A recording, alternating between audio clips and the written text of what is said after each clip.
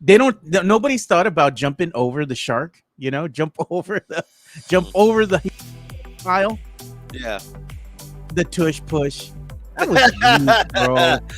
They got That all was mad. weak. Everyone got all mad on Twitter when I said that Arch Manning doesn't do leg day. He skipped leg day. How do you fail on a tush push? Yeah. You know what? Leja was right though, man. The changeup on Manning was something else, dude. They go from singing his praises to hating the brother, in a span of one game.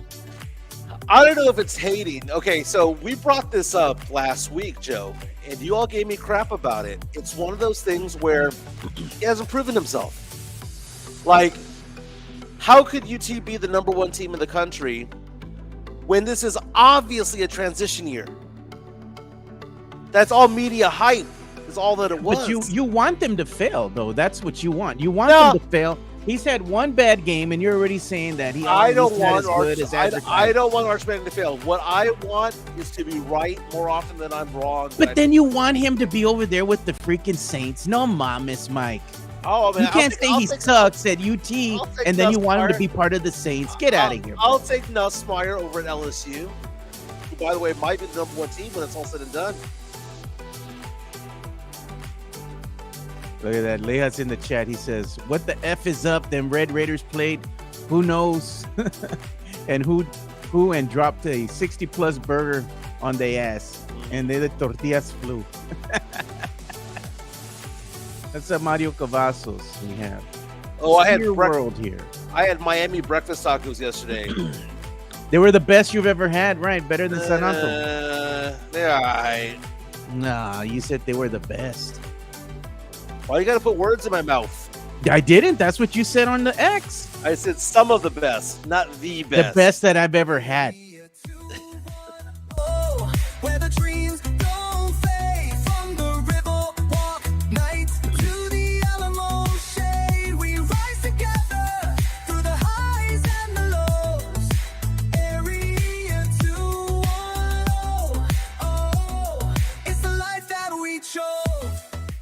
What's up, San Antonio? What's going on, South Texas? This is the Area 210 podcast, powered by P.F. Chang's La Cantera. My name is Mikey Menace. That's Joe Garcia. We are celebrating today because we now have 2,500 YouTube subscribers. We want to thank everyone who's been part of this show, who has blessed this show, who's given us super chats and whatnot over the years, more than 400 episodes in. This is the best time of the year, Joe. College football is now upon us. NFL gets going in 2 days. Cowboys taking on the Eagles. NFL is right around the corner. You have the NBA coming up in about a month and a half. The Spurs season starts.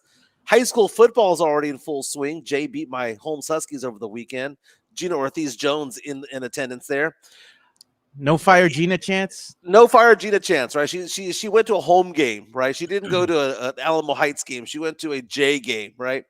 It's an exciting time of the year. This is where we get excited about fantasy football. We get excited about gambling. But, Joe, we hit 2,500 subscribers over the weekend. I want to congratulate you on all, and thank you also for all that you do, Joe, for us in the show. Yeah, thank you. And thank you to everybody who's helped us reach the 2,500 threshold here. I'm sure that we're going to be reaching 3,000 probably before the year's out here, man. Oh, most definitely, especially when everything gets going with the Spurs season and we start talking a lot about the Spurs at that point. That's going to be a big deal.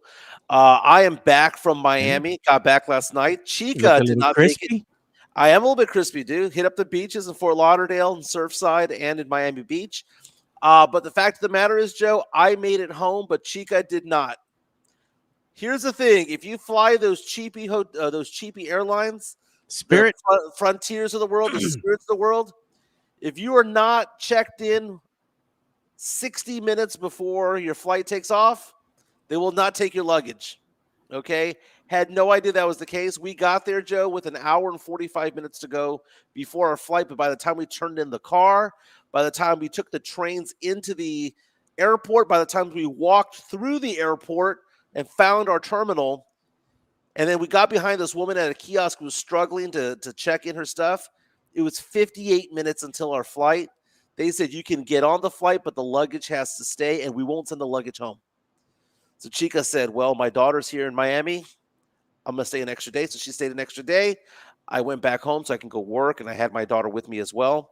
So So again, if you're flying a regular airline, United, Delta, American, Southwest, JetBlue, your luggage can come later.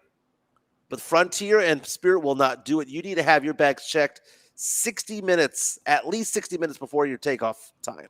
Did not realize that, man. But Chica in Miami, still with her daughter.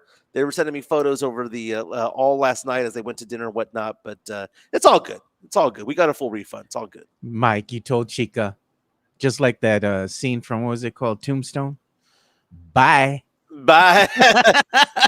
Dude, I didn't know whether or not, because like she had to miss work, right? And I can't miss work. We spent a lot of money out there. We got our asses handed to us. All the money I won at bingo, we gave to the Hard Rock Casino. Dude, Hard Rock Casino completely obliterated us.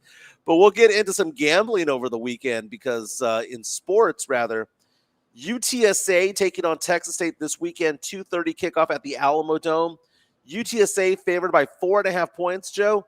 I believe that this is the highest over-under of all college football games this weekend. I reviewed about 70 games, Joe. I didn't review all 150, but I reviewed 70 of them. And by far, 66.5 as an over-under is the highest right now. UTSA lost to Texas State 49-10 last year over there in San Marcos. It's coming to San Antonio. And now UTSA for by 4.5 points. UTSA, a valiant effort against the Texas A&M Aggies at Kyle Field. You saw Texas State score 52 points over the weekend. Dude, they're expecting fireworks. Vegas is expecting this to be a high-scoring game. Both teams showed that they could run the ball. We'll get into that. We're going to get into the Cowboys because speaking of Vegas lines and spreads, is it unfair or isn't it weird that out of all the games in week 1 in the NFL, the biggest underdog is your Dallas Cowboys, 8.5-point dogs against the Philadelphia Eagles? Is that disrespectful? Speaking of disrespect, did Arch Manning get disrespected over the weekend? Because Arch Manning, as I said, he didn't piss the bed. He crapped the bed over the weekend against Ohio State. Ohio State with a 14-7 victory over the Texas Longhorns, the number 1 ranked Texas Longhorns. I know Ohio State was at home. I know that they were the defending champions. But should UT have gone in there and had a better performance? Are we worried for Arch Manning at this point, or was it just one game, Joe? Was he exposed? And look at the schedule that UT has the rest of the month. Who cares to me if Arch Manning does well the next 3 weeks? You know what, man? This game against Ohio State, you got to blame it both on coaching and you got to blame it on jitters with Manning, dude, because it's one game. And I knew this was going to happen. We had said as much. UT is going to struggle against a top-tier defense. And that's exactly what happened in Ohio State. They stopped basically everything that UT wanted to get done. They even stopped them at 4th and 1. Mm-hmm. I'm on the tush push was garbage, dude. I'm like, you can't jump over the pile. You can't go ahead and do a screen and just have your guys up in the front block and just sneak in for 1 yard. Mm-hmm. I'm like, what are you doing, man? The play calling was suspect. It was very conservative. Manning couldn't get anything going because Ohio State was all over the kid, man. The only thing that seemed to work for him at times is when he would get the run game going. But then he would run, he would get beat up a little bit, and I guess they would say, hey, stay in the pocket, go ahead and run the play, hand it off. It was just run the ball, let me try and pass. I mean, it was just bad play calling, man. A combination of that and Arch Manning going up a top-tier defense, I think it was just a recipe for disaster. They got exposed. Manning had a poor showing. It was one game. I think he's going to be all right. He's got a lot of warm-up games, right now. I mean, come on, man. I know. I posted on Twitter at MJ Acquired Taste the rest of the schedule for UT over the next month, and it is atrocious. They have San Diego State, who they're favored to beat by more than 5 touchdowns this weekend in Austin. And then they host UTEP, and then they host Sam Houston State. Apparently, Jay High School and Holmes High School and Little Sisters of the Poor were unavailable to play UT. So my issue with this, Joe, is let's say that Manning balls out the next 3 weekends, right? Yeah. Who gives a crap? They're playing nobody. They're playing absolutely nobody the next 3 weeks. And again, everyone gave me crap on this podcast, Joe, you included, when I mentioned that last year, Arch Manning played 2 games as starting quarterback for UT. And Yeah. what? University of Louisiana Monroe, and they played Mississippi State, So you who want to was call him winless. overrated already, Mike? Well, no, After no. one game? Let me finish here. They played a winless Mississippi State team, winless in the SEC, only 2 victories all season last year for Mississippi State, and then Louisiana Monroe. He played nobody. Goes into Ohio State, looks like a deer in headlights, just 26 yards passing in the first half. Barely threw for 50% completion percentage throughout the whole game. First play of the game, wide open receiver. Guess what? He threw it at his feet. It didn't even reach the feet of the player. Arch Manning, 17 for 30, 170 yards, threw for 1 touchdown, 1 interception. Had another interception that got dropped. With his legs, 10 rushes for 38 yards. Okay. Uninspired play calling. Sark and the fellas, uninspired play calling. It was too conservative. And you cannot be that conservative against a defensive team that Ohio State has, which has a bunch of 4- and 5-star recruits on the other side of the field. You can't be conservative because guess what? If you go toe-to-toe with them, you're going to lose. That is the defending champion. You're playing in front of 100,000 fans on the road. You got to mix it up a bit, and they played Neapolitan football, chocolate, vanilla, strawberry, and that is What it, type of man. defense was Ohio playing on UT most of the time? Just straight up, man. Beat us. Man. You know what? Man-to-man coverage. Yeah. Man to man. They did not do anything surprising. They weren't blitzing. They were just like, beat us. And they couldn't. And UT, every single time on 4th down, couldn't make it happen. That tush push there. Manning looked weak trying to get over that line. We see Jalen Hurts, right? Jalen Hurts, the Eagles, with like a 98% efficiency on the tush push, right? Part of that is that Jalen Hurts, can squat like hundreds of pounds at one time. Arch Manning looked like a little boy trying to get through that line. And you want to put the words in my mouth that I say overrated? I'm not saying that because I believe Arch Manning is going to have a fantastic college career and will be an NFL player one day. But as I mentioned before last week, and everyone gave me crap about it, this is a transitional year for UT. The idea that they were the The idea that they were the number 1 team in the nation and that they were going to compete for a national championship and everyone pounding their chests was foolish from the beginning because they have a brand new quarterback. And just because his name is Manning doesn't mean anything. It is a brand new quarterback. It is a transition year. They may go off and win 9 games and make a good bowl game, but the idea that they're going to go off and be world beaters. Now, again, we're going to have UT fans going crazy because they're going to beat the living crap out of San Diego State. They're going to beat the crap out of UTEP, and they're going to beat the crap out of Sam Houston State. But then what's going to happen? They're going to play a real team, and we'll see what Manning does when that happens. Because in the next 3 weeks, Manning can throw for 1,500 yards and 15 touchdowns the next 3 weeks, and I won't give one damn about it. It means nothing. They're playing nobody right now. They have to show that he can play in the SEC. And as of now, he hasn't shown that he can. That's all I'm saying. Prove it. I think that was one of your worst takes I've ever heard so far. No. Yeah. Obviously, I was right last week, wasn't I? Stop the cap. Stop the cap, Mike. Stop the cap. You want him to be so bad this year, and I don't think they're going to be as bad as you want them to be, as you'd hope they be. They're going to go 9-3. 9-3. And that's a bad team. That's a transitional. No.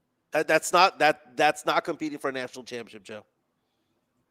But that's not a transitional year. A transitional year would be them maybe just winning a handful of games and hoping to just get into a bowl game. No, you're thinking of a bottom out year. You're thinking of a tank year. I'm just like, that's their consolation prize. That's not it, Joe. It's not a tank year. It's not a bottom out year. What I'm saying, it's a transitional year. It's going to take a step back. They're going to take a step back this year compared to where they were last year. I'm not saying that he can't take them forward. He may have a very good career. In fact, he probably will.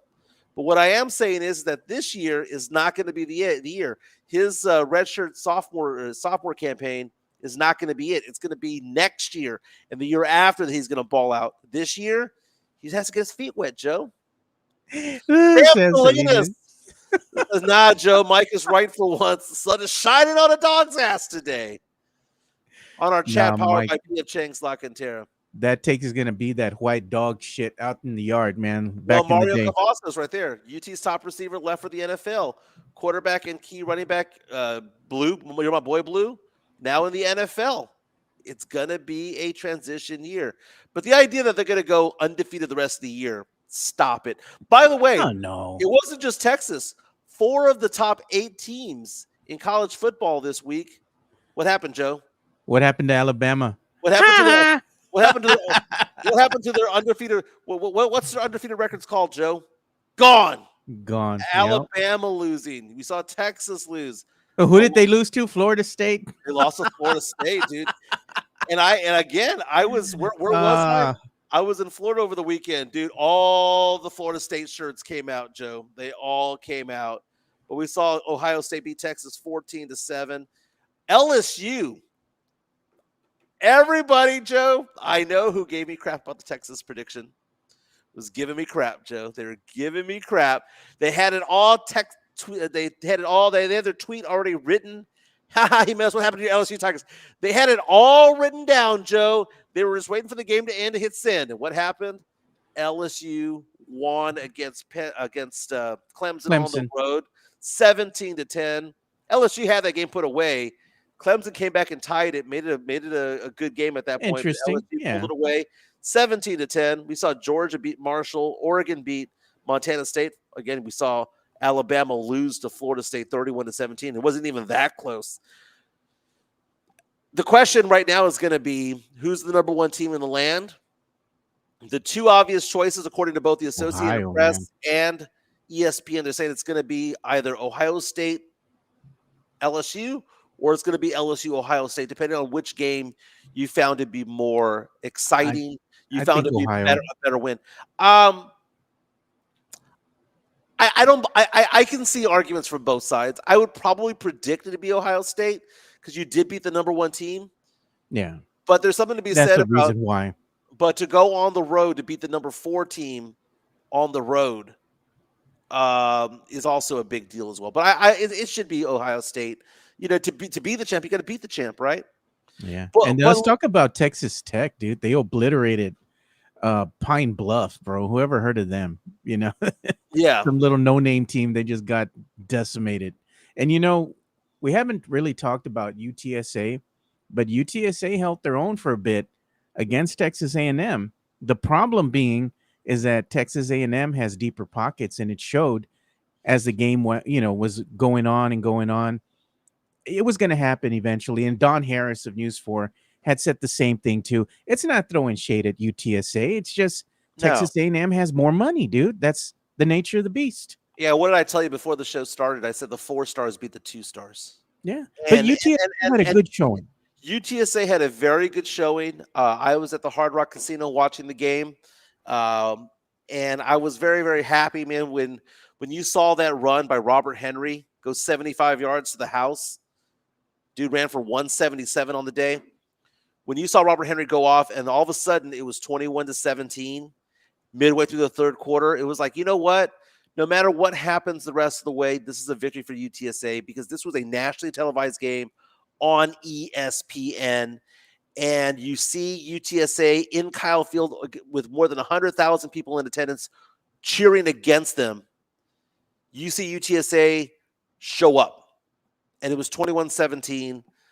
Again, the wheels came off the bus at that point. They go on to lose 42-24. They did cover the spread, but they didn't get embarrassed, man. And that's what you want. You want to collect your check. UTSA knew that they were the sacrificial lamb. They're going to go collect the check. They're going to come home, cash that check. But that was a good victory. And now we see the makings of something with UTSA. UTSA has not had a very good running game since Sincere McCormick left. Robert Henry, 16 carries, 177 yards. 2 touchdowns. Marion Peterson, 6 carries for 26 yards. They rushed for 203 yards, Joe, on the road against a pretty decent Aggies team. Yeah. Now they have to come back and play Texas State. Texas State beat the living crap out of UTSA last year in San Marcos, and everyone would say, well, Owen McCown had just taken over as quarterback. Owen McCown, by the way, was 19 for 32 for 121 yards, no touchdowns for UTSA. They're playing a Texas State team that is hot, Joe. And I think that the problem that you have, Joe, is that you have UTSA fan, UT fan calling me a hater and all that stuff. That's not what it is, Joe. I want people to know that I'm just being honest, and being honest with it is looking at this and going, what did I say, Joe, before the season started? My biggest fear for UTSA was what? That UTSA would go what? 0-3 to start the season. Yeah. And that is not me throwing shade at the team. That is not me being a hater, me searching for clicks. That is me looking at this for what it is. And they beat Eastern Michigan 52-27, Texas State. Didn't Darian Starling said he could see how you would say that? It was, I could see how you could say that. That's what he said. Yeah. Well, he didn't want to say that. He didn't want to say it. But, but he said, I could see how you could say that, Yeah, and I look at it this way, Joe. People don't realize how good of a coach G.J. Kinney is at Texas State. G.J. Kinney, who was head of UIW, Cam Ward was the quarterback. He led Cam Ward's offense to like 60, 70 points per game. Cam Ward goes off to Miami, wins the Heisman Trophy. He's the number one player selected in the NFL draft this season. He goes off and takes this Texas State program that was just dog crap, turns them into a winning team, and now they just put up points, Joe. UTSA is not going to go in there and score 20 points and expect to win. They're not going to score 28 points and expect to win. First team to 40 wins that game, Joe. And it's going to be an exciting game. Again, the over-under is 66.5, Joe. I looked at 75 spreads this weekend, and I did not see one higher than 66.5. So I'm not saying that UTSA is going to lose this game. They have the makings of this because they have a running game. I am more confident about UTSA's prospects because had UTSA gotten their asses handed to them by A&M, I would have been like sounding the alarm. Texas State's going to beat the crap out of UTSA, but I'm not doing that. I'm not doing that because we showed that UTSA has a running game. If you can rush 177 yards, one player against Texas A&M, you can do that against Texas State. And if you can control the ball, control the time of possession, you're going to win games. But this is going to be a track meet. Joe, are you going to the game? Because I'll be there tailgating early, Joe. I think I'm going to try to go. I'll be drunk getting on in there. And later on this week, I'll tell you where I'll be, exactly where I'll be, what parking lot, where I'll be for this game. So if you want to come by, have some fireball with me, you can do so. The Texas State throwing out 52 points against Eastern Michigan. I know that's Eastern Michigan, right? They played an Eastern Michigan team. UTSA played a real team in A&M. But still, I look at the history of Texas State football, most recent history of the last season or so. Texas State puts up points, dude. They put up points in the last game. Lincoln Pear, 167 yards rushing himself, 12 carries for 167, his longest of 57. Brad Jackson, 4 touchdowns throw for Texas State. That is going to be a tough game, Joe. And I was looking at the prices of tickets over there. It's like $40 for a cheap seat over there. Normally it's like $40 for the 300 sections. If you want to sit, kind of in the middle there near the, I guess they call it the club level. It's probably like $91. But if you want to sit lower level, it's like 100 plus ticket. I'll see if my daughter can get some tickets because she gets them at a discount because she is a UTSA student. So I'll probably be over in the student section for that if I'm over there with her. Oh, I'll be there getting my drink on. Chica will be there, by the way. Chica's going to be blinged out for her with her UTSA gear, so we're really excited about that. Chica's bringing a friend, so we're all going to hang out over there at the tailgate. So good times, man. I'm looking forward to it, man. But, great time of the year, Joe. You and I have been doing shows the last 3 or 4 months where it's just been like hypotheticals and what are we going to talk about? What are we going to talk about? And now it's just like, just the feeling of knowing that college football is here and the NFL is around the corner and that Arch Manning might be overrated. It's amazing, Joe. But look at this comment by Midtown Texas. Mike will be in the suites with Gina Ortiz Jones. Ah. You're not gonna say no to a sweet. That is funny, man. Mike and Gina drinking Fireball. Oh man. Hey, but some of our listeners here, one of our listeners showed us, sent us a picture via the media share. I thought this was funny. It goes, showing up to play Ohio State before the game starts, heading home. That is funny, All dude. right. That wasn't all right, dude. That wasn't all right at all, man. But it was funny because UT fans, it's funny how UT fans backed up real fast when it came to it all because, I made my comments last week about what I thought UT was going to do against Ohio State, how Yeah. Arch Manning had not proven to me that he was the guy yet.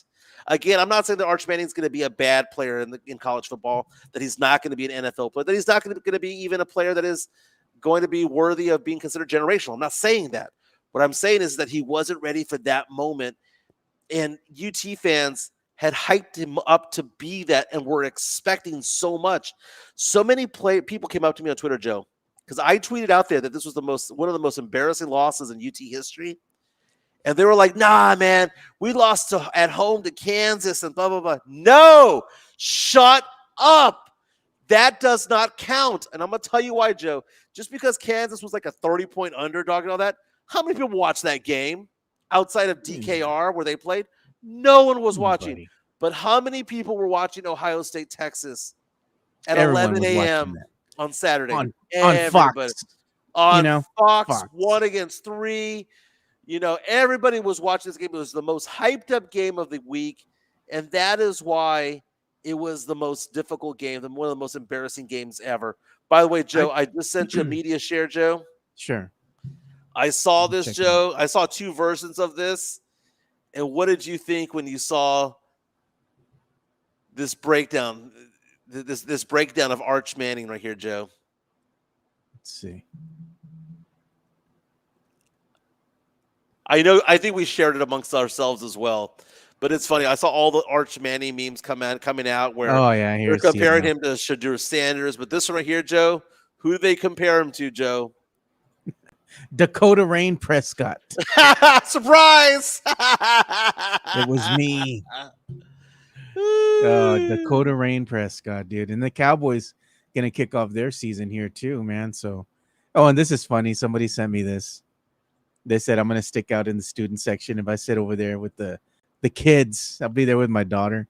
How you doing, fellow kids? So Chico was mortified the other day because I was telling the story. My daughter was over here, and I was telling the story about how I went to an LSU game, and I went to the tailgate, and I was just drinking a lot, giving out the shots. Eyes don't lie. Giving out shots and all that stuff. And I was telling her that this one guy was like almost getting into a fight. Like this one big dude was about to, like, he was jawing at somebody, and I tried to break it up. And I looked at him and I said, dude. He's like, what? I was like, will you just shut up and take the shot with me? And he went, what? I was like, shut up, take this shot with me. And he goes, oh, okay. And it settled him down. I gave him some bourbon. It was good times. What? She goes like, why are you doing this? We have a super chat in the house. Our first super chat of the week coming in from Money Talk. Here comes the money. This comes from the official bank of the Area 210. Mike froze again. Thank you, Drew. We appreciate the support. So Drew is sending us a super chat, and he says, all y'all need to apologize to the old used car salesman, Jerry unloading that lemon Micah on Green Bay. Parsons has L4, L5 problems, getting epidurals, and only 26. Write the letter, New Grito and Sitco guy. You asked for it, you get it. We're going to go ahead and play the Grito and the Sitco guy for you.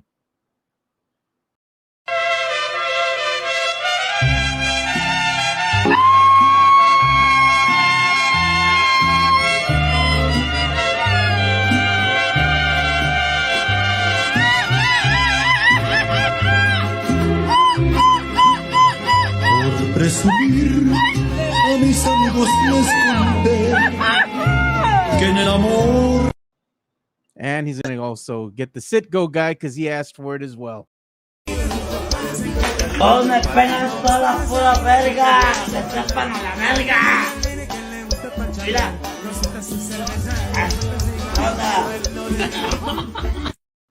Okay, so fighting words, and Drew should come in with fighting words. And Joe, what did I say last week about the whole trade for the Cowboys getting a defensive player who had been to multiple Pro Bowls, 2 first-round draft picks for Micah Parsons? More than likely, those draft picks are going to be in the 20s because that's historically where the Green Bay Packers pick.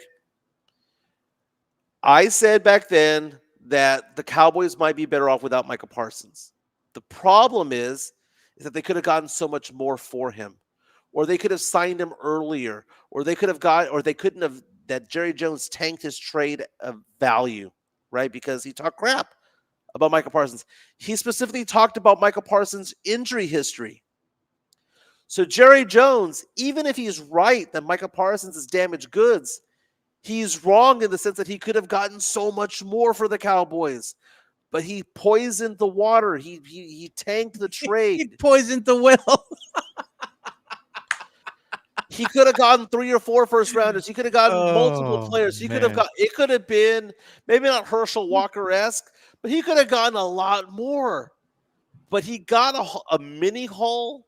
He got 60 cents on the dollar from Micah Parsons when he could have gotten the full dollar. But the thing is, Joe, is that there's no defensive player, in my opinion, that's worth $47 million a year. Jerry Jones could have locked him up a year and a half ago. He became eligible for an extension in 2024. Jerry Jones. He's apparently he has a bad back now, Mike. But I mean, he's getting Joe, epidurals and all that. Joe, but at the time that Micah Parsons was eligible for an extension, he had no back issues. None. Wait, he had lingering issues. I guess it just hadn't been made public. It was before last season, Joe. Last season was when he got the back injury and he missed a few games. And look at what it says. Adam Schefter, what does he say? It's same thing Drew Show said. He's been dealing with an L4, L5 facet joint sprain in his back, and he may take an epidural injection prior to Sunday's game versus the Lion if needed to help him play, per sources. That's what Adam Schefter is reporting. And it says, before trading Parsons last week, the Cowboys prescribed him they prescribed him a 5-day plan of anti-inflammatories, corticosteroids, prednisone to help him recover from back tightness. They also had him on a physical therapy program. Parson has been practicing this week, and he is trying to play in Sunday's opener versus the Lions. And it says, though one source said it is still uncertain if he will be able to go, if he'll be able to play. The problem with this, Mike, is that how much did Green Bay pay him? And he's going to miss already week 1, maybe? Right. Well, they knew he was hurt before they got him. I mean, they had to give him a physical and whatnot. The point I'm trying to make, and Drew Show is right. With the Cowboy, Jerry Jones might look back. I mean, he might be in the grave at the time when he looks back at this. But Jerry Jones might look back and say, "You see, I was right. I was right." But it doesn't matter if Jerry Jones was right. It doesn't matter if he's damaged goods and the Cowboys dodge a bullet because they didn't pay him $47 million a year. Yeah, you're right about that. But the problem is Jerry Jones did not get the haul that he needed, that he could have gotten, Joe, which makes it like a moot point. It's like, yeah, you're right, but who cares? It's not like you got the best value for him, Joe. And speaking of best values, Joe, can you go on my Twitter account, Joe? God. Best value. You say it like that sounds like a freaking Walmart brand. It is a Walmart best value. Brand. But it comes to mind. I posted a video, Joe, yesterday on Twitter of a guy walking past a restaurant and seeing Nico Harrison. I posted this. It's from NBA Central. Seeing the GM of the Dallas Mavericks, Nico Harrison. If we could just put this up, Joe. This is awesome. He wants to hear the actual problems and fix them. And I think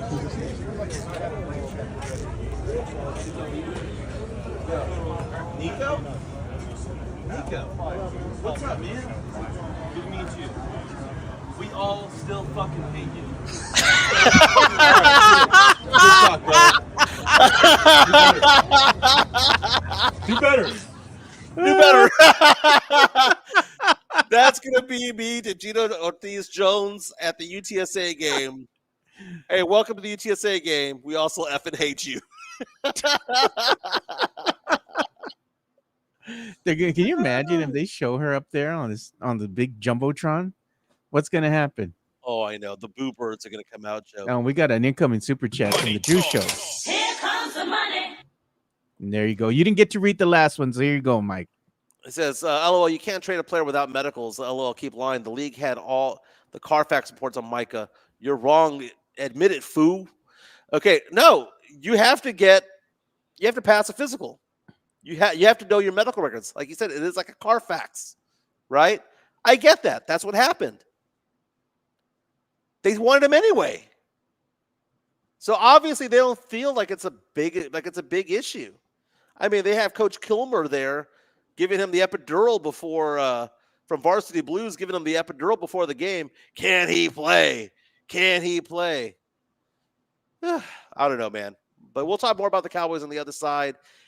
Are they being disrespected by that 8.5 point spread?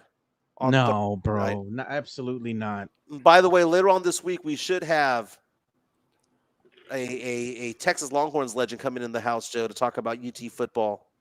Nice. Johnny Walker. So we're trying to nail that down. But let's give some love to who powers our chat, PF Chang's La Cantera. Our good friend Sean Quintero helps run the joint over there. Let's show them some love. PF Chang's La Cantera, San Antonio's premier destination for dinner, date night, or happy hour. Enjoy one of their signature dishes, such as the Singapore street noodles, sesame chicken, or Chang's spicy chicken, or their infamous Chang's chicken lettuce wraps, which are delicious, by the way. You can enjoy all this while you're dining in an Asian-inspired atmosphere. And make sure to enjoy the new outdoor patio and try some of PF Chang's signature cocktails and drinks during happy hour, Monday through Friday from 3 to 6 p.m. PF Chang's La Cantera is a proud sponsor of the Area 210 podcast. Again, on Wednesdays, they have Wines Day Wednesday, half off bottles of champagne and wine over at PF Chang's La Cantera. They also have happy hour every day from 3 to 6. They have outdoor dining, Joe. Yeah, they sure do. Which is very nice because the weather is starting to turn a little bit, getting a little bit cooler. Joe, I understand we had a lot of rain over the weekend there in San Antonio. Jeez, dude, it was on Saturday, I believe. We had a lot of rain. No, Sunday. It was on Sunday. So I was at a dinner for one of my nieces. I have too many nieces, bro. Way too many, man. I mean, my whole weekend was, again, involving my family. So I took my little niece with me. She's like, not even little. She's like 11 years old. So we went to Ingram Park Mall. We kept the puro, So we're getting stuff for her sister. She's turning 19. We celebrated her birthday on Sunday. So I was out there at the Saltgrass Steakhouse having dinner with my nieces and, everybody there. And as we're eating dinner, all of a sudden you start seeing the clouds starting to roll in, and the waiter comes and says, "Hey, man, y'all be careful out there. There's going to be some rain coming." I'm like, "Oh, yeah, we're having a good time there." And it's right in the middle as they bring you dinner, right? They bring us dinner. They bring us our entrees. It just starts pouring, dude. And it starts to rain, it starts to rain a healthy clip. But then as we're getting ready to leave and we're all going to our cars, and I found parking right in the front, dude, it was just pouring down like torrential rain, dude. Like it was bad. Every single street trying to get out from that Saltgrass area, which is right there on Cinema Ridge, right by homes, Yeah. All the streets were flooded. The Alamo Downs, they call it the office areas that they have back there, right? All the retail spaces and all that stuff that they have. All those streets back there were flooded. Coming down Culebra was flooded. Even going on the access road, trying to get on 410. I mean, it was just flooded everywhere, dude. I mean, I was looking at the drainage areas, how much water. I mean, they were just pouring rain, dude. I mean, everything was just getting drenched. It was pretty good rain, but man, it was coming down. It was coming down hard. It seemed like it was like what do you call it? Like one of those tropical storms, Mike. And that's what people were telling me, because not only did San Antonio get flooded, but also most of the Gulf Coast, from Corpus Christi to Houston and those areas. If you can show I sent you an image right now on the. And if you could show people how they can be part of the show by sending us our images and videos and whatnot. When I was in Miami over the weekend, Fort Lauderdale, I don't know if you realize this, but Fort Lauderdale is just 20 miles north of Miami. It's a beautiful. I enjoyed Fort Lauderdale more, but check out that storm that was behind us, Joe. Jeez. We were in the water there in Fort Coming down. Lauderdale. Actually, that's Surfside in Miami. And I was like, it's no big deal, no big deal. Joe, within 5 minutes after that photo was taken, we got just a monsoon hit us, Joe. It looks like you could see it was coming down pretty good in the distance. And it came straight for us. And I remember one of us said, "Hey, look at the birds. The birds are like going away from the beach." And we're like, "Yeah, maybe we should get out, right?" They're like, "We're out." It started pouring, Joe. Just started pouring and pouring. And we parked maybe about a half mile or so from the beach. And the entire time we were being pelted with rain. But it rained all weekend over there too, man. So as Tony O'Neill says, we were the only ones swimming. Now there were people swimming. That was our area over there. It was really nice there, man. South Beach is overrated though. Completely overrated. Now, I believe overrated this year is the Philadelphia Eagles. I think the Eagles are going to take a step back this year, Joe. I think they're going to win 12 games. They're going to go 12-5. But I don't see a repeat coming from the Eagles. I think the Eagles are going to have a fine season, but I think the Washington Commanders are going to be the best of the NFC East this year. But going into week 1, Joe, NFL season starts on Thursday. Cowboys coming into the Eagle Stadium, which is Lincoln Financial Field in Philadelphia, as 8.5-point underdogs, Joe. And as RJ Ochoa from Blogging the Boys pointed out this morning, that is the biggest spread of all games going on in week 1 in the NFL. Is that disrespectful to the Dallas Cowboys, or is that an accurate take as to how the Cowboys are compared to the rest of the league? Some sports books, ESPN Sportsbook now has it at 7.5, but it was at 8.5 at one point. But every other game, Joe, in the NFL is a touchdown or less. Cowboys are above that. I know, man. More accurate than anything else. I think this is on par for the discrepancy of where these teams are, right? You have the Eagles going in a totally different trajectory than the Cowboys. Cowboys right now are a dumpster fire. They hadn't even played one single game yet. First game of the season's coming up on Thursday night at 7:20 Eastern time against the Eagles. I mean, what do you think is going to win? On paper, you're looking at Cowboys versus Eagles. Right. If the Cowboys somehow manage to upset the Eagles, that's their season right there, Mike. That's it. That's it. You know, it's like that one time the Cowboys went. It's like the one time the Cowboys went 1-15, but they beat the Redskins, so it was still okay. You know? They're like, yes, that's our season. That was our season. That's what would be happening, dude. That would be your consolation prize. Cowboys come out, and if they somehow miraculously win against the Eagles, you know, and there you go, they go off the field and they're like, Cowboys, you know, they're overperforming week 1. They're going to spin it everywhere on the 4-letter networks and be like, are the Cowboys legit? Are they for real? Is this a team you should be watching for? And then what happens the next game? They absolutely wet the bed. Right. You know, so, I mean, I don't think they're going to win, you know, but if they do, that would be their season in a nutshell, you know? I mean, the over-under of wins for the Cowboys this year is what, 7.5? Yeah, I mean. So, I mean, what to look for? I mean, if you're a Cowboy fan, and I'm not a Cowboy fan, but at the same time, if I was to look from the outside looking in and go, here's what I'm looking for from the Cowboys, just as somebody who has a podcast and just wants to talk about the Cowboys because that's what everyone wants to talk about in San Antonio. George Pickens. What is he going to do out there? How does he look with CeeDee Lamb? How does he look with Dak Prescott? Dak Prescott was one of 8 quarterbacks this preseason, starters, that didn't play a down in preseason. No. So he's going to go out there, and he's going to be cold, or he's going to be a little bit rusty. How long is it going to take for him to kick the rust off? George Pickens, is he going to open things up for CeeDee Lamb? How's the running game going to look with 2 rookies in the backfield? Here's the problem with that, though, and nobody's talking about. Eagles defense isn't too shabby. If they can keep the pressure on Dakota Rain Prescott, he's a pocket quarterback. He has to stay in the pocket to thrive. He's no longer mobile. If they make him scramble, he has to get out of that pocket, and he's going to go ahead and force the issue. He's going to have a lot of interceptions, at least 2 in that game against the Eagles defense. The other issue is if they can go ahead and play man on man, the Eagles cornerbacks against these receivers for the Cowboys, he's going to have no targets. What's he going to do? They're going to be forced to run the ball. How well is that going to bode for them, Mike? You can't throw, you can't run, and you're playing a good defense. That's a recipe for disaster, man.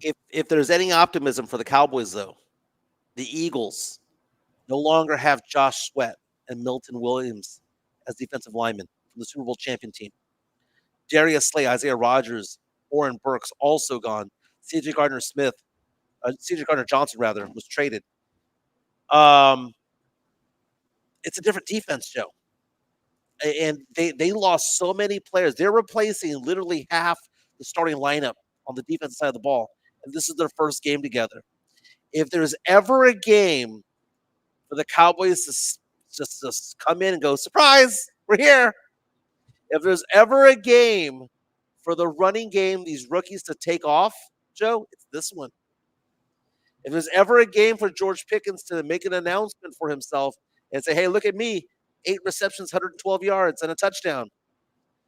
If there's ever a game that is ripe for taking and ripe for stealing, Joe, oddly enough, for the Cowboys, it's this one. It's this one. You just have to find out how good are the Cowboys going to play as far as not only their defense, but how well are they going to play on the offense, as you just alluded to. Even if the Cowboys play a decent enough defensive game, right? And it's not a low-scoring game at that, 17-14, something like that. They could see it as, even though you could see it as a consolation prize for the Cowboys. Well, they only held the Eagles to, 17 points, and they played them really tough on defense, and the Cowboys put up 14, but, they made some mistakes down the stretch, and that cost them the game. Couldn't get in field goal range. Dakota Rain Prescott throwing a Hail Mary into the end zone. See what happens. That's how you end the game on a heroic, comeback again from the Cowboys, with seconds left on the clock. And was it junk stats, Mike? Junk stats. It don't mean nothing. They're going up and they're going to go 80 yards in less than 2 minutes. And then again, they come up short. That would be the consolation prize again, if either they win or, hey, it's a 17-14 loss. Cowboys kept it close. They almost won. They almost had it, Mike. Right. It's like, come on, man. Well, if you're a Cowboy fan, you want to see a running game of some sort. That Dak is going to get, whether it's junk stats or not, as you alluded to, Joe, he's going to get his yards. But the RB1 right now is not Mafa. It's not Blue. It's Javonte Williams. That's like a name that no one keeps talking about. Javonte Williams, 5th year in the NFL. Played with Denver for 4 seasons. He's RB1. What if he gets going, Joe? This is a guy that ran for 903 yards as a rookie back in 2021. Got hurt in the second season. Last year had 4 touchdowns, 513 yards rushing. Not like great numbers, but what if he gets the engines going? What if he moves the chains a little bit, Joe? That would mean that you'd have a coach that actually is going to be calling plays to be able to run the ball. And you have to get the ball in his hands. Right. There's a lot of different factors out there. You can see it as one of two things. Is this new coach going to show us something different? Is he going to be very conservative, or is he going to be like, you know what?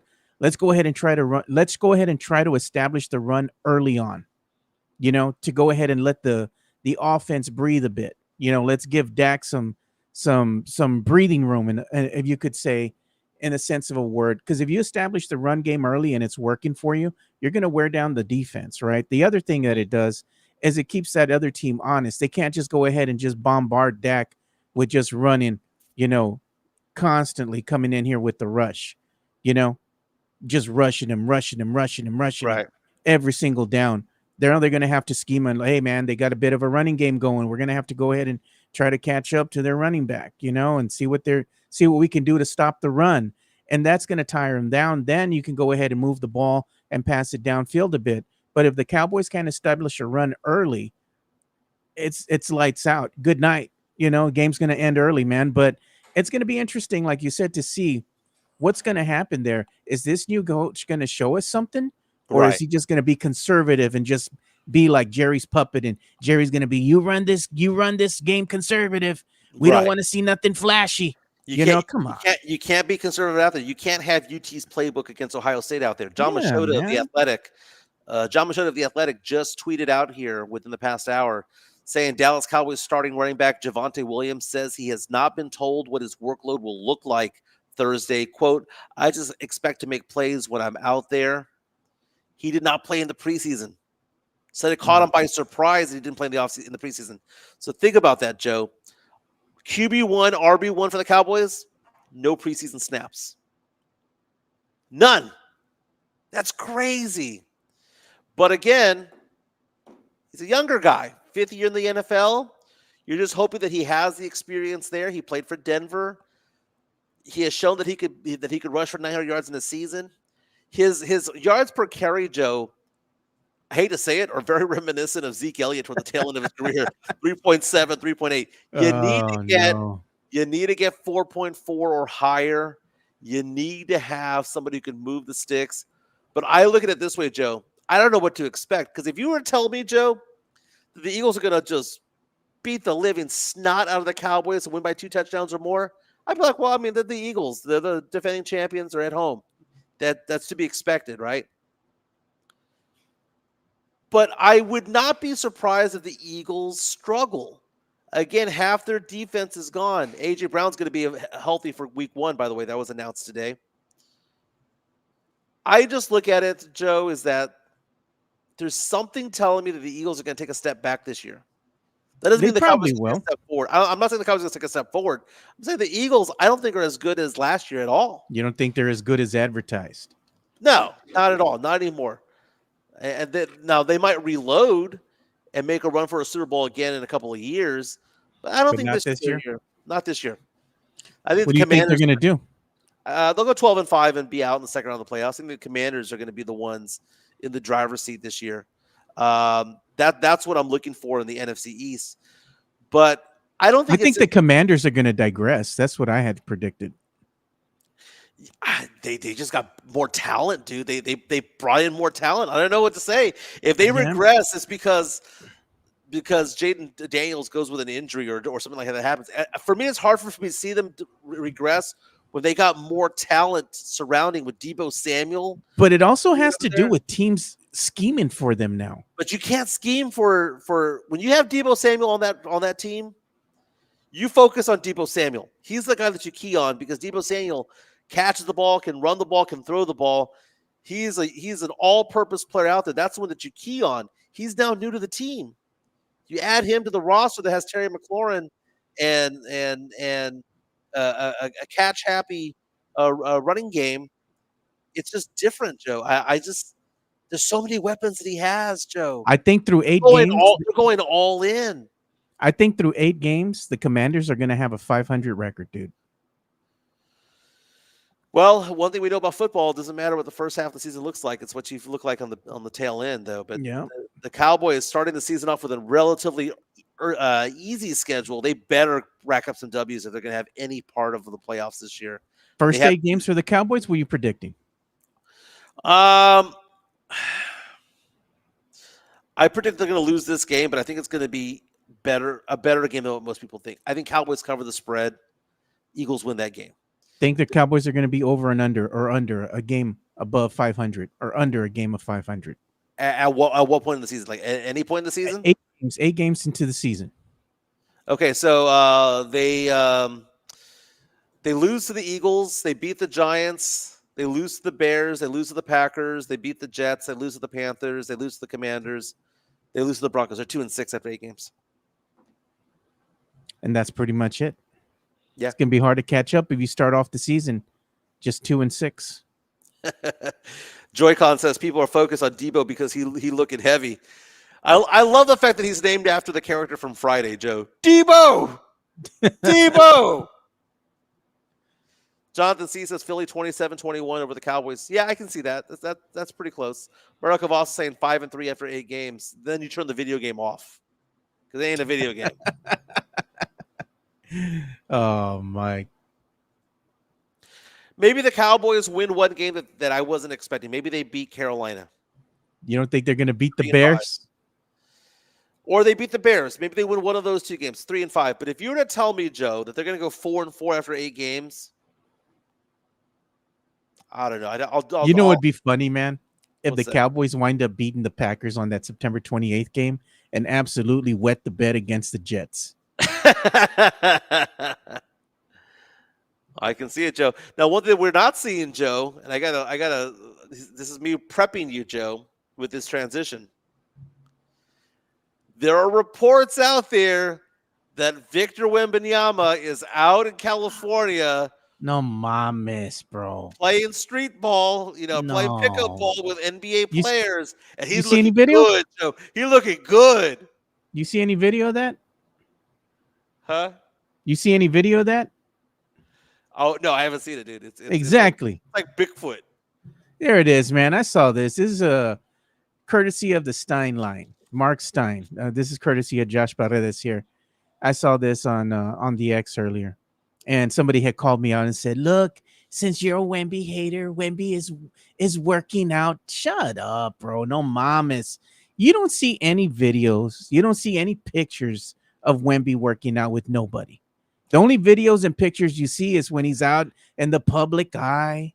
He wants to take pictures with, that are going to be meaningful as far as clout, clickbait, like, why can't he take pictures of him working out, man? Like Why with do you somebody, hate him, like Joe? something, dude, something. Why do you hate him so much? I don't hate him. I'm just saying the brother's done nothing, man, in the offseason other than take pictures and videos of him out and about. He hasn't shown anything from inside the gym. Has he even touched a weight? Has he been working out? Has he even run laps other than just seeing him running out there He went and with the monks in he was with China? the monks. He was with the monks, dude. What was he doing? That was for show, bro. He didn't even run a full lap. I bet you he just ran in there and they're like, all right, put the video. We can't have him run too much. Let's go take a picture of you in the ice bath. Yeah, that's a good idea. No, man, this brother's just hasn't done nothing. He's But gonna you know have a fantastic year this year, Joe, and we're No, all gonna make fun Mike, of you, come Joe. on. Is he gonna be MVP this year? He'll be top 5. Oh, please, bro. He will be top 5. If he's top 5, that means that team is going to what? The playoffs. Yes, going to the Without playoffs. emphatically, playoffs going are to the bust. playoffs. We're going to the playoffs. He's going to be a top 5 or top 6 guy in the MVP voting, Joe. Predicting it now, Joe. Predicting it now. Hey, Adam Schefter of ESPN's reporting that head coach Sean McVay, according to Adam Schefter of ESPN, that quarterback Matthew Stafford will, in fact, start Sunday's game in their home opener against the Houston Texans. The Texans come in as 3.5-point underdogs. Matthew Stafford missed almost the entire camp, Joe. So we talked about how Dak Prescott didn't have any snaps in preseason.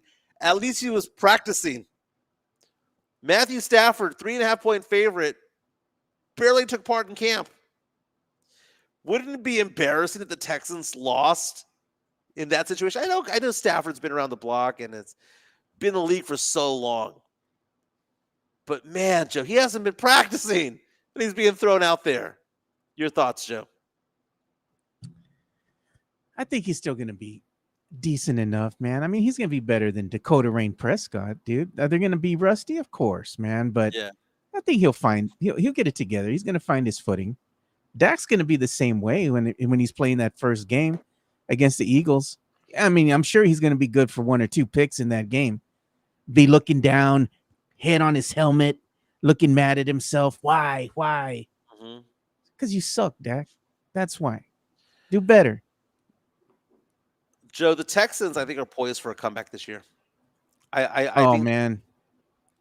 I think that the you're right. Texans. I think the Texans are going to have C.J. Stroud's back from injury. Tank Dell, Nico Collins. Why did they take? Why I have a hard time looking at the Texans games because last year everyone was saying CJ Stroud regressed. It was a sophomore slump, right? After having a fantastic rookie campaign, sophomore slump. Was it a sophomore slump, or was it the fact that his offensive line sucked and they got rid of one of the best offensive linemen they've ever had, and the receivers got hurt? You can't expect him to do well if he's a young second-year quarterback with a decimated offensive line and with no one to throw to. But now with the depth chart healthy, you see who he has on the roster, Joe. Tank Dell, Nick Chubb. I mean, I know we have Joe Mixon out, but Nick Chubb's not a bad backup, Joe. Now they have Christian Kirk out there, Jaden Higgins, Dalton Schultz coming back. I'm just You don't saying think it's because he got been, found out? Other teams have schemed against him now. They know how to scheme against I don't think CJ Stroud. I don't think he got found out. He had no weapons. He had no one to throw the ball to. He just didn't look very good, too, when they had the opportunity in the playoffs there. Joe, he had everybody in his face by the time the ball got to him. Oh, my. Come on, man. There's only one Sometimes quarterback. when the light shines the brightest, man, you fold, bro. Come on. There's only one quarterback that I can trust without an offensive line right now. That's Joe Burrow. Speaking of which, Jonathan C. is watching the show right now. He likes his sports bets. And I'm going to tell you, when I was at the sports book over the weekend, the one that I look at this, because normally the underdogs do well in week one. Normally the underdogs do well in week one.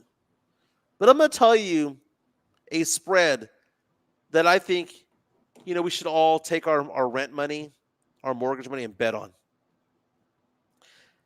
Cincinnati, 4.5-point favorites against Cleveland.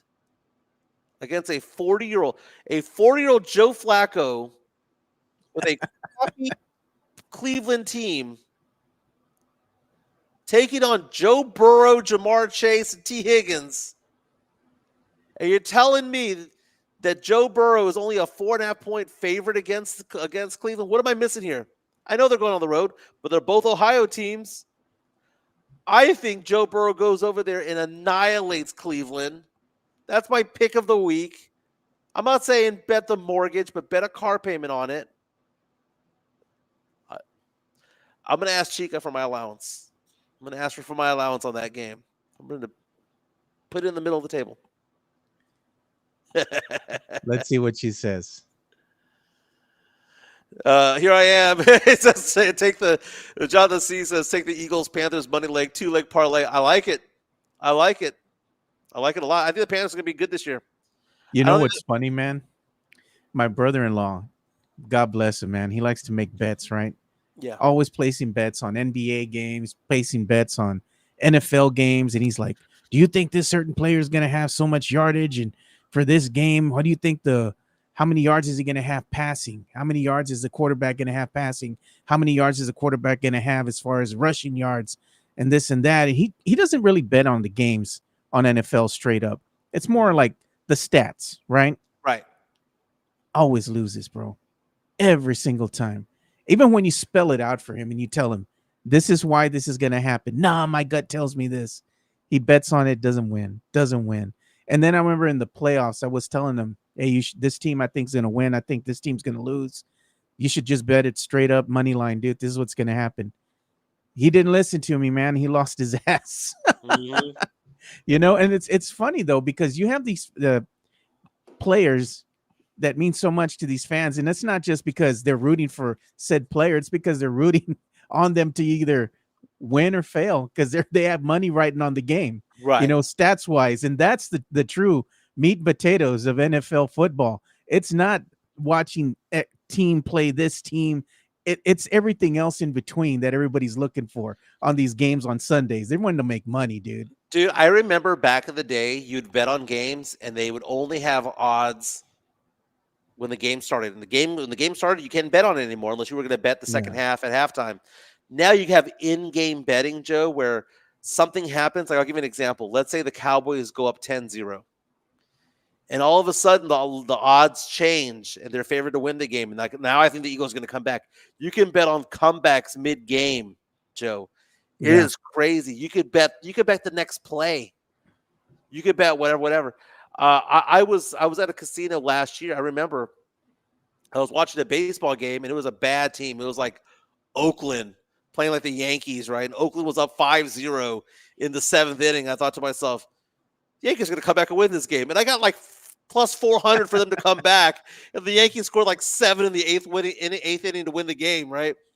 Yeah. It's so much fun. Player props, that's kind of crazy, but it is what it is. You don't win money that way, dude. The player props, and I gotta agree with somebody else who's in here. I think it was Jonathan C. Yeah, there he is. He says player props are terrible gambling. I'm telling you, man. It's terrible. It's better, like he says, it's better just to bet straight up money line, especially if you have and you see, this is the thing. You got to look at all the statistics that are there in front of you. Notoriously, some teams play better on turf than others, and that could be the defining factor, especially if there's going to be weather involved. You go back, you look at the stats, the history of said team versus said team, indoors, outdoors, turf versus, artificial turf, AstroTurf or what have you, versus real grass. There's a lot of variable factors there. Weather, all these things play a factor into, do I take this team to beat X team, even though it could be an upset because they're playing outside? Cowboys notoriously bad on grass. They're played at Lincoln Financial in Philadelphia. Cowboys notoriously good on Thursdays. So interesting. Hey, I just retweeted something, Joe. If you want to show you, John Machota of The Athletic posted this. Says it's a quote from David Mulugeta, who's Michael Parsons' agent on ESPN's First Take this morning, talking about what Jerry Jones offered. What he offered Michael Parsons to stay in Dallas. Let's see what he had to say. Again, courtesy of ESPN's First Take. Was Jerry Jones accurate when he said that he offered to make Micah the highest paid non-quarterback in NFL history? Was he honest when he said that? So that's a loaded question, right? So from an APY standpoint, if you're just looking at the average that was offered to him, I believe it was 40.5 was that offer, which would have made him at the time, from an APY standpoint, the highest paid. That being said, the way the cash flow was structured over his first 3 new years, he would not be paid as the highest player. Nope, we dropped off.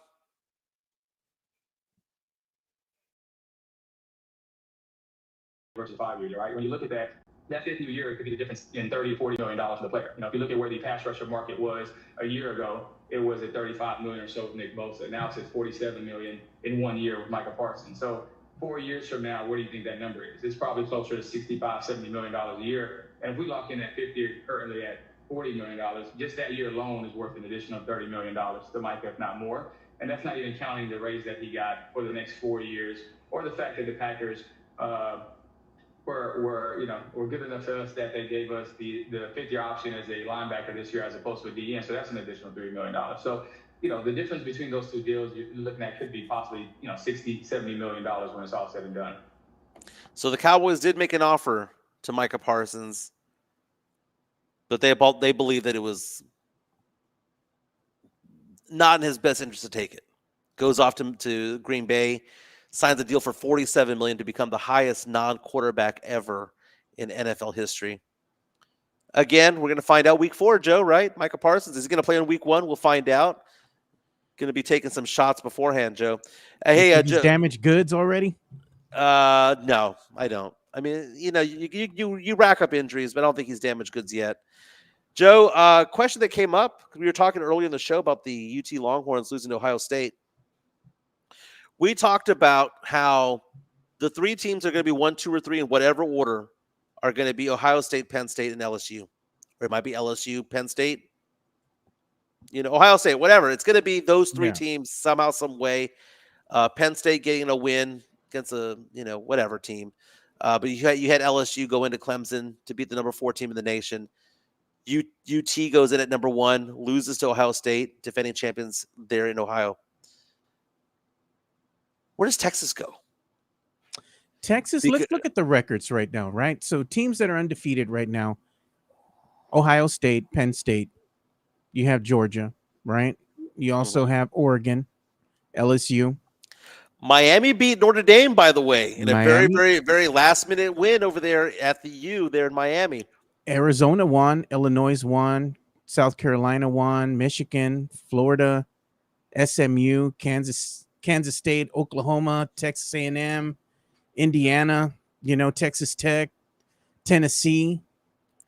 Because the reason why I bring this up, Joe, is because I've read articles from USA Today, CBS Sports, and from the Associated Press talking about where they expect people to fall. The best case scenario I've seen for Texas is dropping 3 spots to number 4. The worst case I've seen is them dropping all the way to 10. That's what I'm afraid of. I think that's what will happen, because if they drop to number 10, they're not going to even be able to sniff getting back in that top 3. Yeah. If they fall all the way to 10, it's going to be hard for them to get back up there, because No, but they got San Diego there's too State, much- Joe. They got San Diego State. They got That isn't gonna Houston matter. State. They got That ain't gonna UTEP. matter. Come on, baby. Hook That them. ain't gonna Hook matter. them.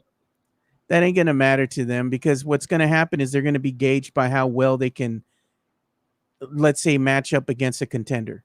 When their schedule's going to get a little tougher and they play a better caliber of team, how's Arch Manning going to look?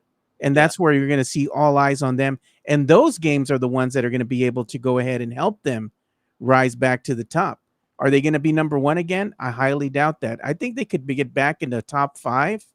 But I don't know if they're ever going to be number 1. Not this season anyway. Joe, I saw this stat, and I'm looking it up right now. Texas is the first number 1 team to lose its season opener in 35 years. But the last time the number 1 team, Joe, you know how we talk about the Cowboys? Yeah. Now the Cowboys haven't won anything since the mid-90s. The last time a number 1 team lost its season opener, I know they played Ohio State, the defending champs, number 3, all that stuff, but it hadn't happened since 1990, and it was the Miami Hurricanes that did it. But hear me out on this one, Mike. Would losing that home open, or not their home opener, but losing this game, right, against Ohio State, could be a blessing in disguise for Longhorns. They don't seem to do well, right? If they're going to be that number 1 team and all eyes are on them all the time, number one, they got to be number 1. You can still have a winning record, right? And kind of fly under the radar a bit and not be all, have that focus be on you. Wouldn't that be better for them if they maybe were like a 2 or 3 seed, maybe a 3 or 4 seed, and then they get into the playoffs? Would they have an easier path to try to get back So you're saying to that championship game? That expectations are the enemy then? It sounds like what you're saying, that expectations might be the enemy. Texas going into this game,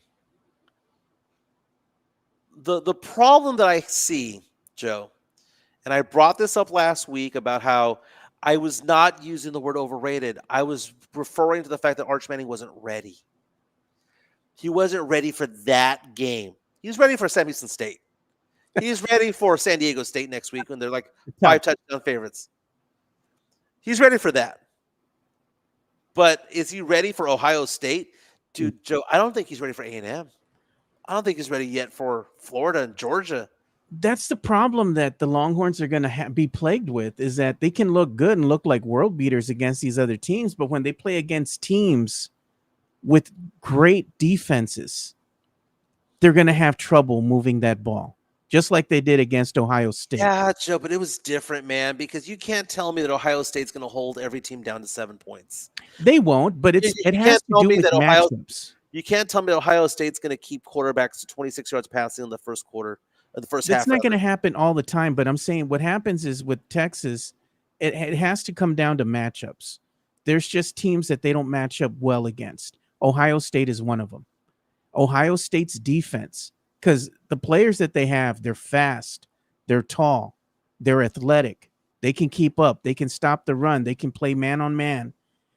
It's hard to scheme against something like that. The only way that you're going to be able to scheme against a team like that is you got to establish the run.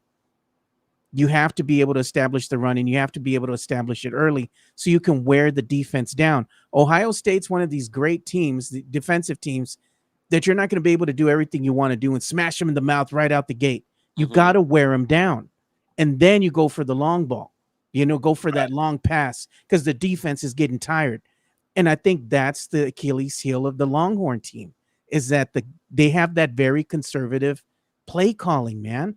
It's not rocket science. You know what's going to happen. You know what's going to work well, and you know how to scheme against certain teams. It all comes down to execution. And when Right. you get out there on the field, man, and you have, the Longhorns coach out there, and I think he gets scared in the trenches, Mike. He gets a Yeah. little scared. Now, one thing you can say though is that Ohio State team has all NFL experience as as coaches and coordinators. Yeah.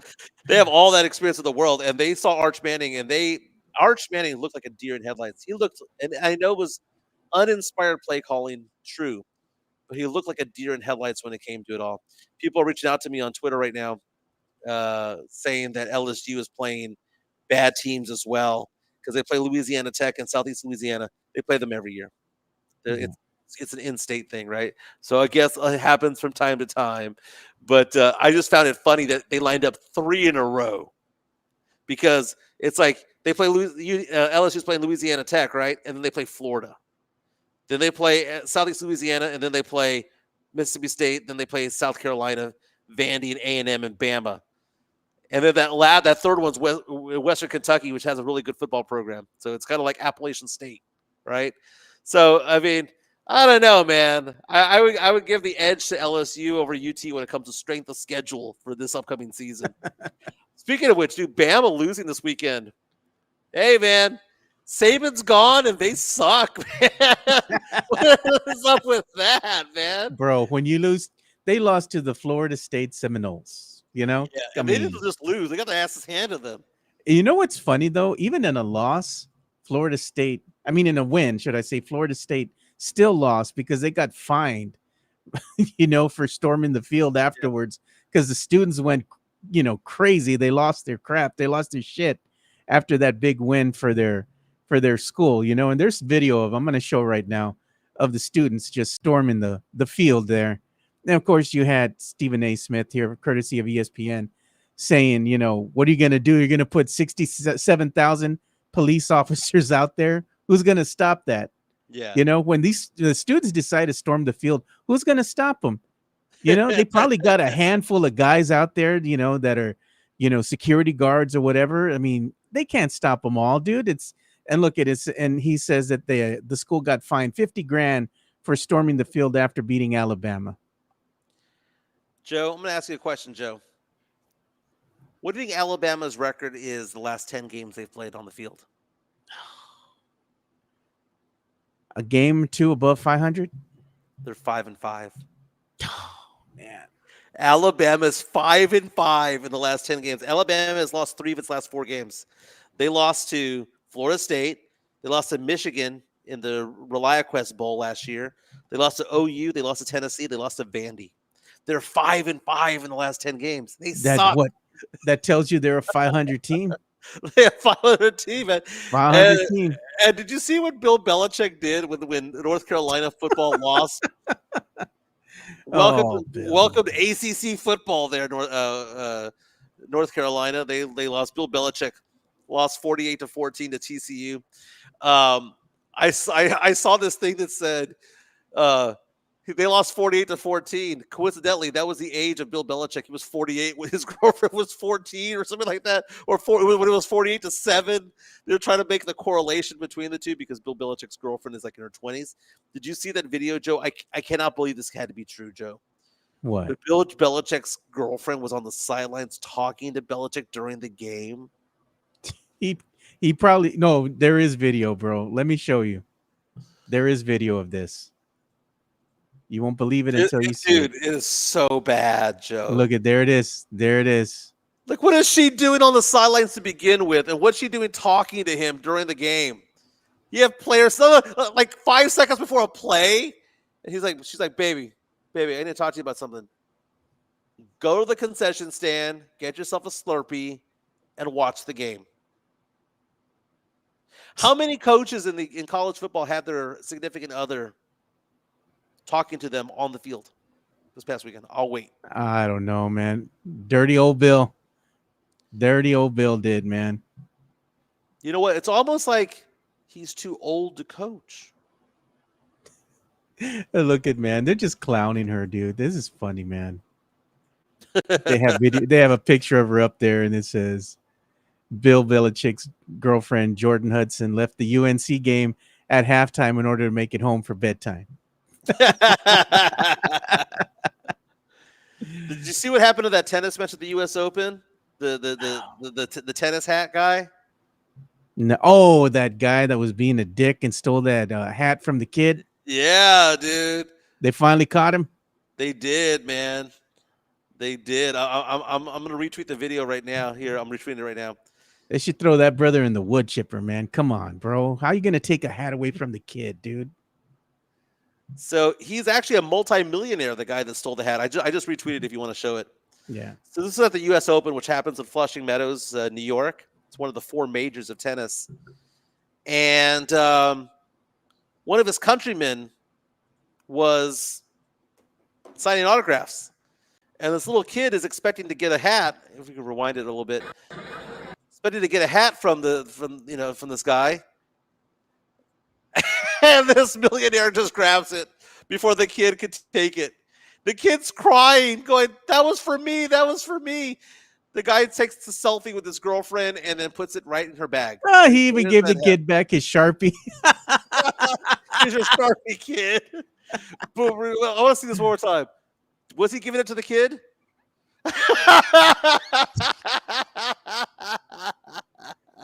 Get out of here, kid. So I think this guy owns like an asphalt company or something like that, and has like a lot of government contracts. People were all over his Yelp saying that he was a bad business owner and whatnot. Don't do business with him. So let me ask you this, Joe.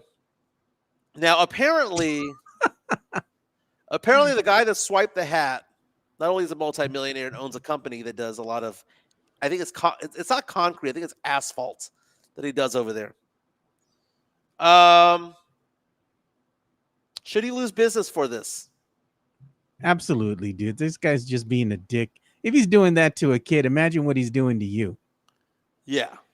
You know? Come on. Well, people found out who he was. Now, that guy, though, by the way, who took the hat, is apparently really big in the tennis community there in his country. I think it's like, I don't know if it's Czech Republic or wherever it's at. I didn't read up too much into it, but I read that he's big in the tennis community over there, and that he actually knows the player that he took the hat from. So he is coming out and saying, "I know that guy. I thought he was giving it to me." Now he's trying to make it up. I believe he gave that kid. They found that kid. The tennis player gave him like signed merchandise and stuff like that. And I believe the person who took the hat, that got embarrassed by it all, I believe he gave them like box seats to the next match. So he's trying to make up for it, Joe. But still, Joe, you can't tell me he didn't know that the kid wasn't there. Shut the fuck up, dude. Come on. Kid, he knew what he was doing, man. He told them, he said, "F them kids," and he just took that hat, bro. You know what? We got some news here too. I just saw this. Yeah. And this is courtesy of our boy from KSAT 12, RJ Marquez. And he was retweeting this, and he's just 7 minutes ago. He says, just in, the Win Together campaign rally is set for Saturday between 6 to 8 p.m. at the Idle Brewery. Apparently, the San Antonio Spurs are starting this Win Together campaign to go ahead and help with propelling Project Marvel forward. I wish I could place a bet in Vegas. Someone give me odds right now. Jonathan C., if you're listening, give me some odds right now. Will Gina Ortiz-Jones show up and try to get the microphone? You think she is? Do you think she will do that? This is not her event, nor is it a sanctioned event for any politician to be talking about it. It wasn't her District 10 town hall meeting. It wasn't her press conference in front of the city hall, but she shows up anyway. Look at Jonathan C. She's like Beetlejuice, minus 1 million. So he's saying that's going to happen, is what he's saying. That's what that would mean. You know damn well Spurs Jesus is going to be there for clout, man. Come on, man. They did a story on him, by the way, with I think it was at the SA Current or something. Yeah. I'm like, I don't know how they keep giving this dude some run, man. It's like he's one of these guys that needs to just go away, man. Just let the shtick die. Like, if you want to be a super fan, do it. But that's blasphemous, man. Come on. That is true. Jeff Garcia from Locked On Spurs and Ken's 5 has an article today talking about Matt Bonner calling Devin Vassell the X Factor this upcoming season with the Spurs. That he was on Sirius XM NBA radio talking about Devin Vassell, saying that one of the keys to the Spurs' success this upcoming season may actually be Devin Vassell, because lightning in a bottle, he can get hot. He could be our Vinnie Johnson, Joe. He could be our microwave. No, don't ever bet on him, bro. Don't ever bet on that, brother. Don't ever bet on him, dude. You know what's so funny? Who's gonna show up. You know what's so funny? You and a lot of Spurs fans, Joe, were on this podcast back in February of last year, March of last year, rather, saying he's so inconsistent and blah, blah, blah, blah, blah, blah, blah. And he had the record for the most three-pointers ever made in Spurs franchise history for 1 month, for it's like a single month. That's fantastic, dude. Fantastic for him. But when it comes to the big moments for him showing up to actually shell out, he folds like a $5 chair, bro. I see what Jeff Garcia is putting out there, and this is, like you said, courtesy of Jeff Garcia and Matt Bonner saying he's calling Devin Vassell the X Factor. No mamas, dude. I'm going to tell him right now. Stop the cap. Yeah, stop that cap, bro. You just lying to these people. Devin Vassell is probably one of the most inconsistent Spurs players out there, and it's a shame at that because he just doesn't play well with this team. I think if you got Devin Vassell away from San Antonio and put him on another squad surrounded by better talent, he's going to flourish, and he's going to, man, look at how good he is. What does that tell you? Is the problem him here in San Antonio, or is it the caliber of player that you're surrounding him with? And the other thing with that is he can't be on the court at the same time as Wemby. We've seen this. Him and Wemby don't play well together, man. It's oil and water. Devin Vassell needs his touches in order to get his points, and he ain't passing that ball to Wemby. He's like, nah, F that, bro. I'm gonna take this shot. I got 3 guys on me, but I'm still gonna take it. It's all right, bro. I'm gonna pull up 3-point shot. I got this guy coming at me. I got another one on the side coming at me. I'm still gonna take the shot. You're wide open underneath the paint.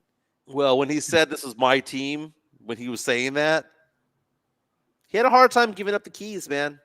Keldon Johnson, that's why I don't mind Keldon Johnson on the teams, because Keldon didn't mind handing over the keys. He's like, oh, yeah, I know I averaged 23 points per game or 22 or whatever it was that one season. Or maybe it was just right around 20. But he handed the keys off, and he goes, this is not my team anymore. I'll be happy being the 7th, 8th man on the team. Vassell had a hard time with that, Joe. And now with Stephon Castle blossoming into a very good player, now Dylan Harper, number 2 overall pick in the draft, coming on his team, Vassell needs to make the most out of his minutes, and those minutes might fall into that 20 to 24 minute range, Joe. He's not going to be a 28 minute per guy kind of guy. There's only 240 minutes in the game, right? Did I do the math right? 48 times 5. See if I did that right. 48 times 5. Damn! And that is why you come to me for financial advising. My number is 210-508-0369. 210-508-0369. If you have questions about retirement accounts, investments, insurances, and things like that, reach out to me. 210-508-0369. I've been doing this for 20 years. If you have a 401k that needs to be rolled over, you need life insurance, disability insurance, long-term care, my boys also do auto and home over here. 210-508-0369. Joe, it's been a long day. It's been a good show, Joe. This show went by fast. It went by fast. And look at this, man. This is funny. Sam Salinas. Okay, Joe. It says, so who is it that you're really on? You're going to put it on Vassell instead of Wemby? Wemby is a generational player. He should be making everyone better. I'm not saying that Vassell making everyone better. All I'm telling you is that he can't be on the same team at the same time on the court with Wemby. They don't mix well together.